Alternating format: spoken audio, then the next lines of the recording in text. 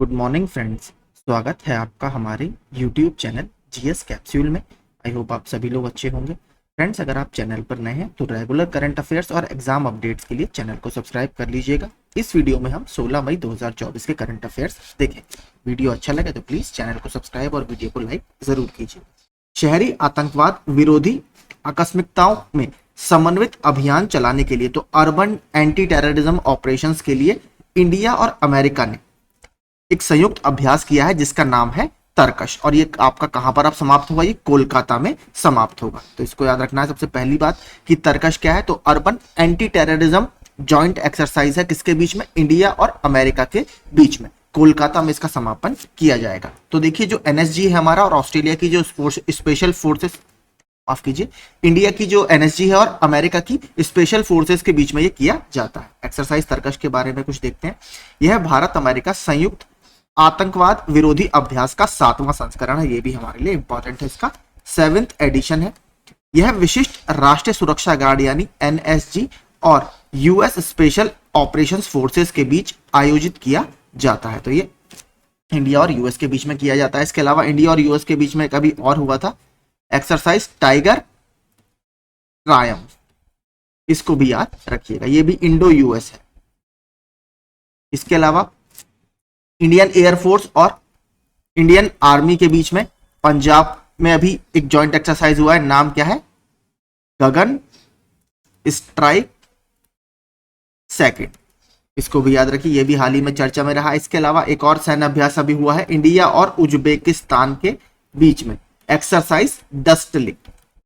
ठीक है, exercise dust लिक, इसको याद रखिए। आगे चलते हैं। विश्व हाइड्रोजन शिखर सम्मेलन 2024, तो वर्ल्ड हाइड्रोजन समिट 2024 नीदरलैंड का एक शहर है रॉटरडैम। ठीक है, यहां पर आयोजित किया गया था, जिसमें दुनिया भर से लगभग 15,000 प्रतिनिधियों ने भाग लिया था। इसमें भारत ने भी अपना एक पवेलियन सेट किया था। ठीक है, तो ये हमारे लिए सीधे सीधे प्रश्न आपसे पूछेगा कि वर्ल्ड हाइड्रोजन समिट कहां पर हुई है, तो ये नीदरलैंड के रॉटरडैम में हुई है। देखिए, रॉटरडैम में इससे पहले अप्रैल में, ठीक है, अप्रैल में भी एक बहुत इंपॉर्टेंट सम्मेलन हुआ था। उसका नाम था वर्ल्ड एनर्जी कांग्रेस 2024। ये भी आपके नीदरलैंड के रॉटरडैम में ही आयोजित किया गया था। नीदरलैंड की अगर कैपिटल की बात करें तो वो है आपकी एम्स्टर्डम। ठीक है, एम्स्टर्डम में एक बहुत फेमस इंटरनेशनल एनजीओ का हेडक्वार्टर है जिसका नाम है ग्रीन पीस। तो ग्रीन पीस का जो हेडक्वार्टर है वो आपका एम्स्टर्डम में ही स्थित है। तो ये आप याद रखिएगा। देश के सबसे बड़े निजी क्षेत्र के ऋणदाता एचडीएफसी बैंक ने वीजा नेटवर्क के साथ अपना पहला वर्चुअल क्रेडिट कार्ड, तो इनका ये वर्चुअल क्रेडिट कार्ड है, नाम है इसका पिक्सल। ये इन्होंने भी हाल ही में लॉन्च किया है। किसके साथ लॉन्च किया है? वीजा के साथ मिलकर इन्होंने ये लॉन्च किया है। तो सीधे आपसे पूछ सकता है, हाल ही में पहला वर्चुअल क्रेडिट कार्ड पिक्सल किस कंपनी ने लॉन्च किया है? तो एचडीएफसी बैंक ने लॉन्च किया है। नासा ने पहली चंद्र रेलवे प्रणाली, जिसका नाम दिया गया है फ्लोट। देखिए, इसका मुख्य काम क्या है? चंद्रमा की सतह पर कार्गो को एक स्थान से दूसरे स्थान पर ट्रांसपोर्ट करना। तो नासा की एक भविष्य की पहल है। 2030 के दशक में नासा इसको ऑपरेट करने की कोशिश कर रहा है। नाम है इसका फ्लोट। पूरा फुल फॉर्म क्या है? फ्लेक्सिबल, माफ कीजिए इंग्लिश यहाँ पे LE आएगा, flexible levitation on a track. तो ये फ्लोट के नाम से है। इसकी घोषणा की जिसका लक्ष्य चंद्रमा पर कार्गो स्थानांतरण को बदलना है। फ्लोट 3 परत लचीले फिल्म ट्रैक पर बिना शक्ति वाले चुंबकीय रोबोट यानी मैग्नेटिक रोबोट का उपयोग भविष्य में करेगा। तो 2030 में हो सकता है हमें ऑपरेशनल देखने के लिए मिले।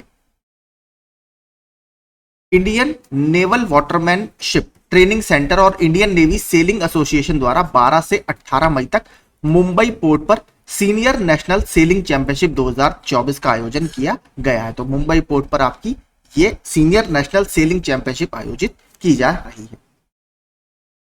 ये भी इंपॉर्टेंट है, खोज है। वैज्ञानिकों को हमारे सौर मंडल के पास एक सुपर अर्थ मतलब हमारे अर्थ के साइज से ये लगभग दुगनी है, और इसको क्या नाम दिया है? 55 कैनक्री ई। तो अगर आपसे सीधे पूछे 55 कैनक्री ई क्या है, तो एक सुपर अर्थ है, ये मिला है। कार्बन डाइऑक्साइड और मोनोऑक्साइड से भरपूर घने वातावरण के साथ इसका आकार पृथ्वी से लगभग 2 गुना है। तो इसको आप याद रखिए। कार्बन डाइऑक्साइड की अगर बात करें तो हमने परसों बात की थी, दुनिया का सबसे बड़ा carbon dioxide carbon capture storage system, यानी कार्बन डाइऑक्साइड को वायुमंडल से अवशोषित करने वाला सिस्टम या फैसिलिटी, जिसका नाम क्या है, मैमथ। इस नाम से ये फैसिलिटी या इंडस्ट्री बनाई गई है और ये कहां पर स्थित है, ये आपका आयरलैंड में स्थित है।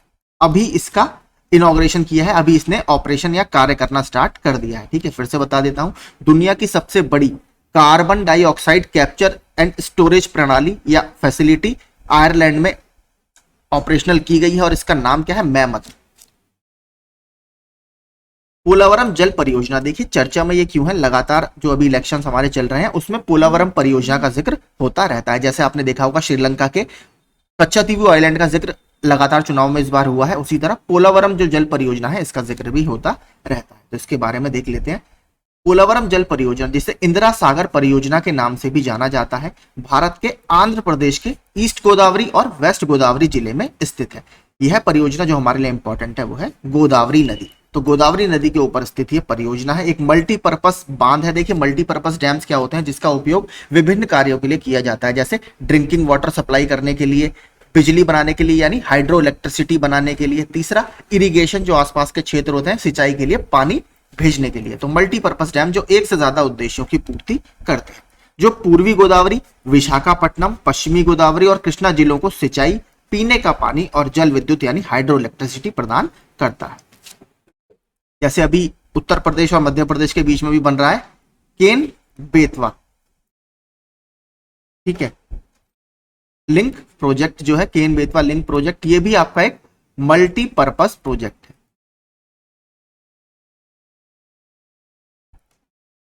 यानी एक साथ कई सारे लक्ष्यों की पूर्ति ये करते हैं।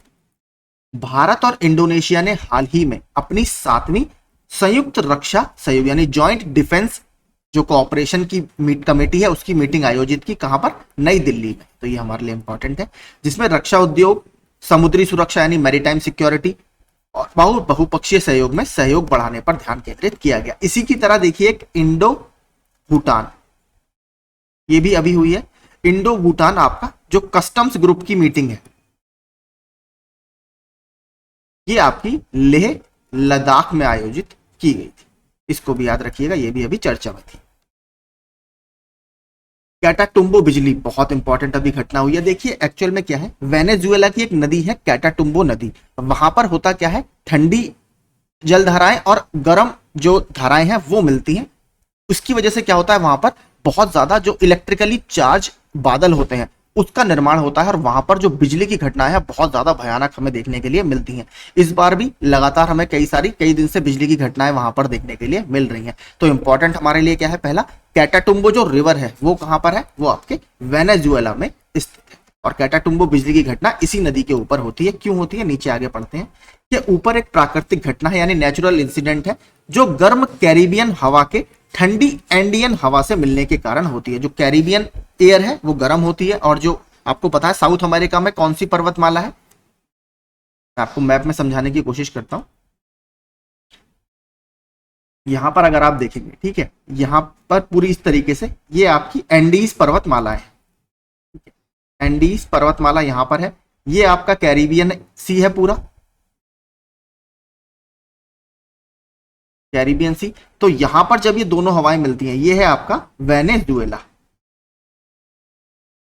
यहां पर जब ये दोनों हवाएं मिलती हैं तो आपका क्लाउड्स का निर्माण यहां पर होता है इसके ऊपर, और क्लाउड्स में ये बहुत इलेक्ट्रिकली चार्ज क्लाउड्स ये होते हैं, ठीक है, इलेक्ट्रिकली चार्ज क्लाउड्स होते हैं, जिसकी वजह से यहां पर बहुत ज्यादा तेज बिजली की घटनाएं हमें देखने के लिए मिलती हैं।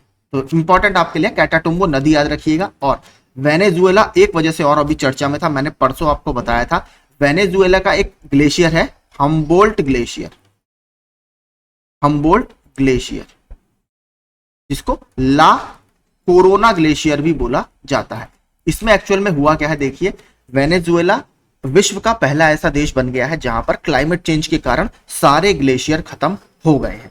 वेनेजुएला में पहले 6 ग्लेशियर हुआ करते थे, एकमात्र यहाँ का हम्बोल्ट ग्लेशियर ऐसा बचा था जो अभी तक कम प्रभावित था, लेकिन क्लाइमेट चेंज के कारण इसका जो साइज है वो 10 हेक्टेयर से कम हो गया है। और जो जियोलॉजिकल साइंटिस्ट होते हैं वो ये मानते हैं जो ग्लेशियर है आपका कम से कम 10 हेक्टेयर का एरिया उसका होना चाहिए। वैसे कोई डेफिनेशन नहीं है, लेकिन 10 हेक्टेयर से ज्यादा का अगर जमी हुई बर्फ का एरिया होता है तो उसे ग्लेशियर बोला जाता है। लेकिन हम्बोल्ट ग्लेशियर का एरिया 10 हेक्टेयर से कम हो गया है, इसलिए अब इसको आइस फील्ड, ठीक है, आइस फील्ड के रूप में कैटेगराइज किया गया है, ना कि ग्लेशियर के रूप में। इसीलिए वेनेजुएला से सारे ग्लेशियर आपके खत्म हो गए, तो इसको याद रखिएगा।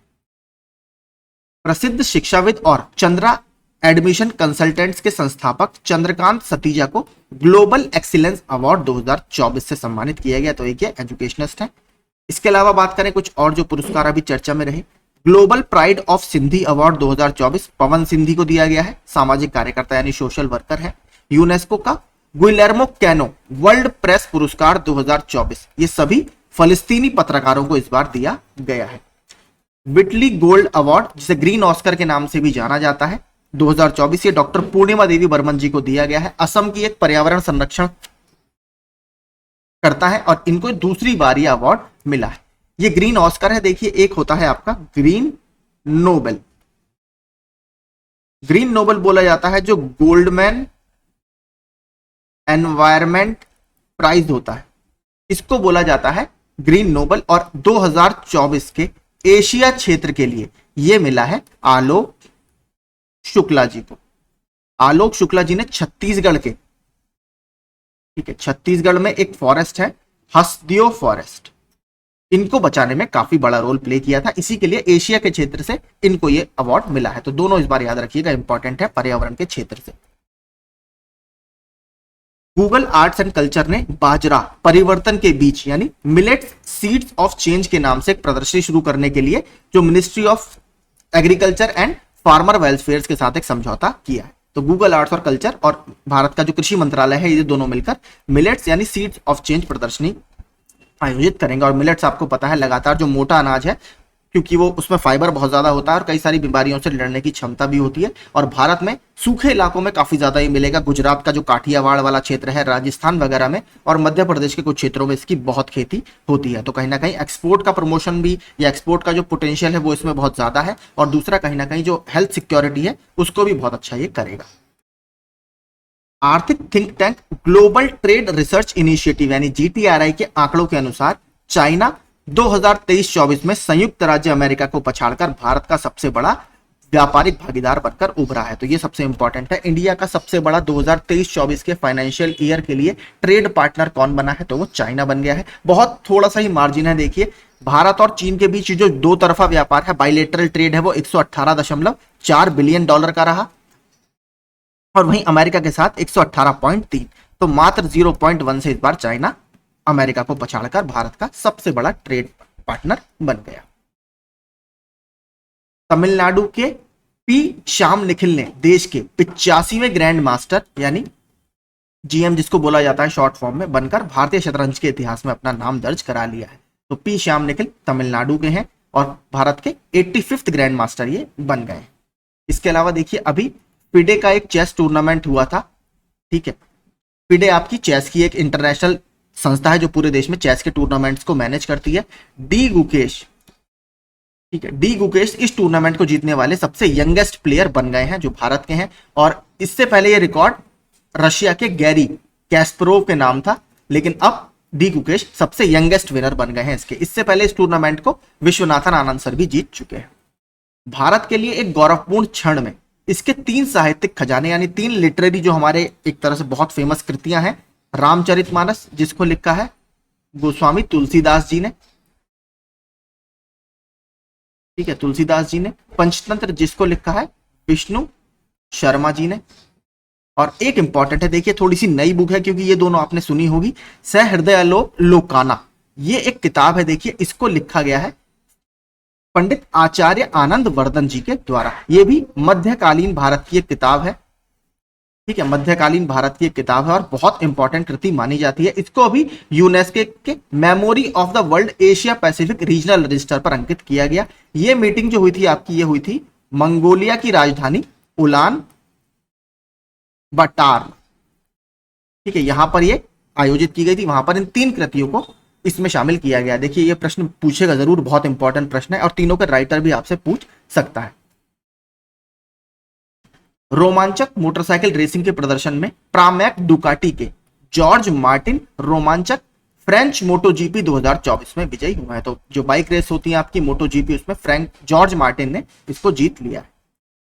टाइगर रिजर्व के रूप में अधिसूचित होने के 46 साल बाद भी देश के पहले 12 में से एक सरिस्का राज्य के राजस्व रिकॉर्ड में अपनी भूमि के सही स्वामित्व का इंतजार कर रहा है। तो देखिए अभी भी इसका जो लैंड रिकॉर्ड है स्टेट के या राजस्व या रेवेन्यू रिकॉर्ड है, उसमें सरिस्का के इश्यू बने हुए हैं। सरिस्का लगभग 46 साल इस टाइगर रिजर्व को बने हुए हो चुके हैं और भारत के सबसे शुरुआती 12 टाइगर रिजर्व में से ये एक है। और देखिए सबसे इंपॉर्टेंट इसके बारे में बात क्या है, वो ये है कि पूरे दुनिया में ये पहला ऐसा टाइगर रिजर्व है जहां सक्सेसफुल री इंट्रोडक्शन किया गया था टाइगर का, यानी दूसरी जगह से लाकर टाइगर यहां पर इंट्रोड्यूस किए गए थे और उनका जो हैबिटेट था वो बहुत अच्छा, या उनका जो ब्रीडिंग था वो काफी अच्छा यहां पर रहा और उनकी संख्या में बढ़ोतरी भी देखने के लिए मिली थी। तो थोड़ा सा इसके बारे में देख लेते हैं।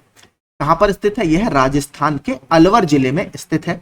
यह अरावली की पहाड़ियों में अच्छी तरह से बसा हुआ है, जो 800 किलोमीटर स्क्वायर के क्षेत्र को कवर करता है। 1955 में प्राकृतिक अभयारण्य और 1979 में इसे नेशनल पार्क घोषित किया गया था। इससे पहले यह कभी अलवर के महाराजा की शिकारगाह थी, यानी महाराजा यहाँ पर शिकार किया करते थे। यहाँ पर देखिए ये पॉइंट बहुत इंपॉर्टेंट है, यह बाघों को सफलतापूर्वक स्थानांतरित करने वाला दुनिया का पहला रिजर्व है। सरिस्का पुराने मंदिरों, महलों और झीलों, देखिए इसमें पांडुपोल, भानगढ़ किला, अजबगढ़, प्रतापगढ़, सिलीसेड़ झील और जयसमंद झील, ये बहुत इंपॉर्टेंट लेक है जयसमंद लेक। तो अगर आपसे पूछे जयसमंद लेक कौन से टाइगर रिजर्व में है, तो ये आपका सरिस्का टाइगर रिजर्व में स्थित है। ठीक है, तो ये सारे इंपॉर्टेंट था। इसके अलावा देखिए कुछ और टाइगर रिजर्व हैं जो राजस्थान के हैं, वो मैं आपको दिखा देता हूं। तो ये है देखिए राजस्थान के कुछ और टाइगर रिजर्व, रणथंभौर, रामगढ़ विषधारी, मुकुंदरा हिल टाइगर रिजर्व और इस सरिस्का हमने देख ही लिया। तो ये 4 इंपॉर्टेंट टाइगर रिजर्व आपके राजस्थान में स्थित है। आगे चलते हैं।